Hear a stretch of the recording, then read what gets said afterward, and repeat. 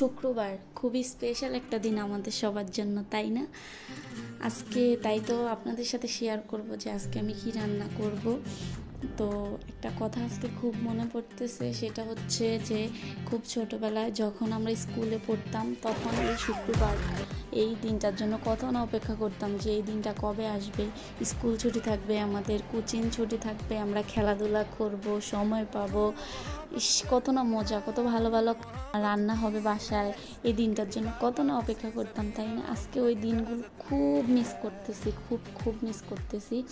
আসলে আমরা আস্তে আস্তে যত সময় যাচ্ছে, যত আমরা বড় হচ্ছি, আমাদের সেই আগের দিনগুলো আমরা হারিয়ে ফেলতেছি, আগের সময়গুলো আমরা হারিয়ে ফেলতেছি।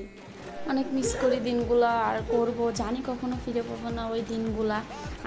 যাক, যাই হোক, আজকে আমি কী রান্না করতেছি তাই বলতেছি। আজকে আমি রান্না করতেছি হচ্ছে গরুর মাংস দিয়ে সিদ্ধ চাল দিয়ে বিরিয়ানি। হ্যাঁ, সিদ্ধ চাল দিয়ে বিরিয়ানি রান্না করব, কারণ আমাদের বাসায় ফ্লাউড চালটা সবাই পছন্দ করে না খুব বেশি। আর আমিও বিরিয়ানি রান্না করলে সিদ্ধ চালটাই বেশি ব্যবহার করি বিরিয়ানিতে। তো ওইটাই আমাদের কাছে, সবার কাছে ভালো লাগে। কার কাছে কেমন লাগে জানি না, তবে আমাদের কাছে খুব ভালো লাগে সিদ্ধ চাল দিয়ে বিরিয়ানিটা।